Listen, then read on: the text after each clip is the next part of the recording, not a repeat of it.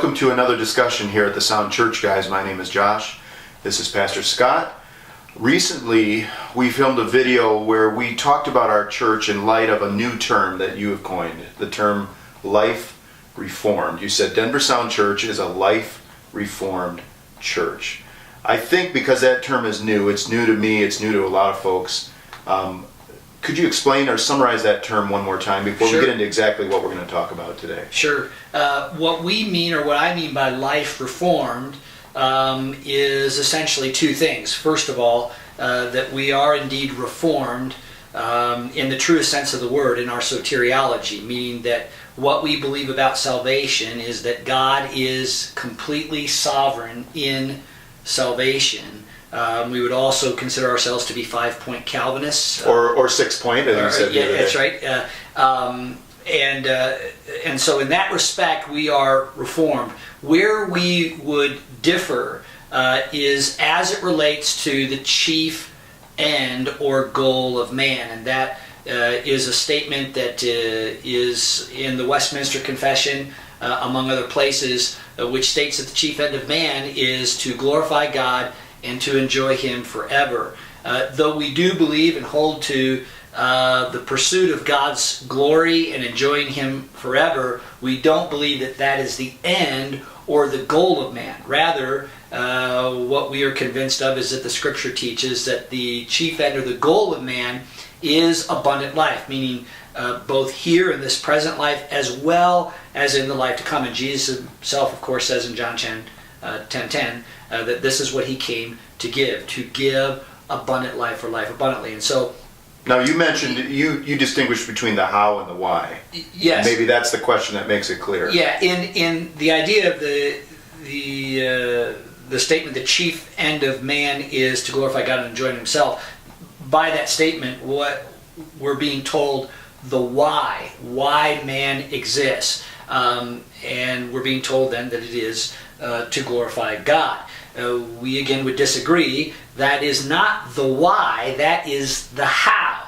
The why is again abundant life, both presently as well as in the life to come. The means then, the how to getting there, is the glory of God. But the end goal, both for God as well as for humanity as a whole, as living creatures, God's built it into our DNA to pursue abundant life. So, again, we're not saying it's an either-or question. We're saying it's a both, and we're trying to be precise. Right, and the order that it's placed in is where we would take issue with Westminster. But that would be then our designation as a church. We would be life reformed. And again, this is a scriptural order. The idea of life as being the why, the goal of man is found throughout Scripture, which we will unpack more and more. Yeah, and there's plenty of text. I mean, we covered two, I think I at least mentioned two last week, Matthew 6:33, as well as 1 Peter chapter 3, I think it's around verse 10, he who would love life and see good days. And so that being the goal, the motivation,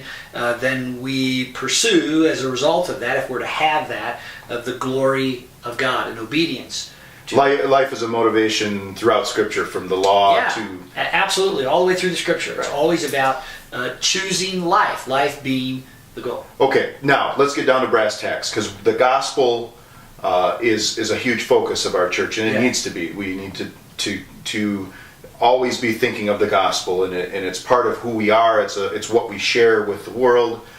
How does this idea of being life reformed, how does that affect our gospel presentation?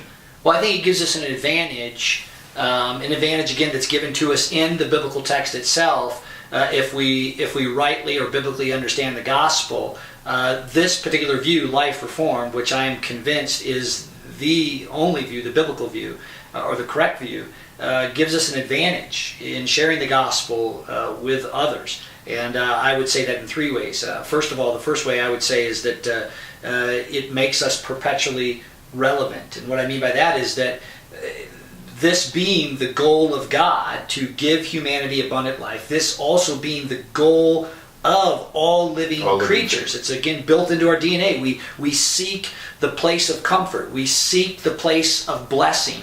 It makes us relevant in our gospel presentation because we're going to people with the very thing that we know that they are seeking. And it doesn't matter who it is, whether it's the guy in the bus that we're sitting next to, the person in the workplace. Every single human being is seeking abundant life. And so the message that we come to them with, this gospel message, is the offer of just that, of abundant life. Now, so it's relevant. It's relevant to everybody, and somebody might In every say, generation, perpetually so. somebody might ask, well, what about the person who wants to jump off a bridge?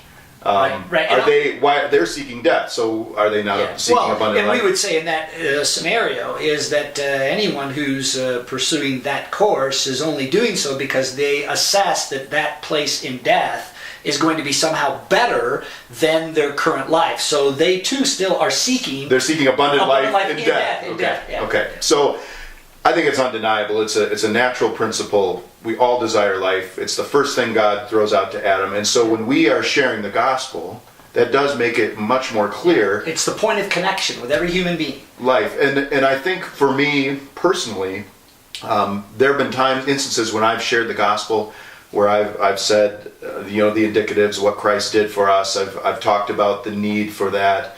But there are times, I think, when I've been afraid to present the Christian life as a good thing and as a better life. And it's left my gospel presentation a little bit hollow. And there are times when I've thought, I can promise you, I'm speaking to the individual and I'll tell them, hey, I can promise you this is better. I know you can't you can't see it, you don't understand why, but it is better. Just trust me, even though it looks like it kind of sucks, but it is better. Right. That's the way we almost apologetically present the gospel, I think. Yeah, and I've been guilty of it, is that it's this really what I think is, or what I would call bad psychology.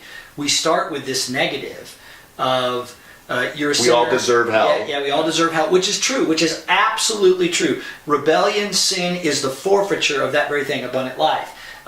We are deserving of hell because we are those rebels.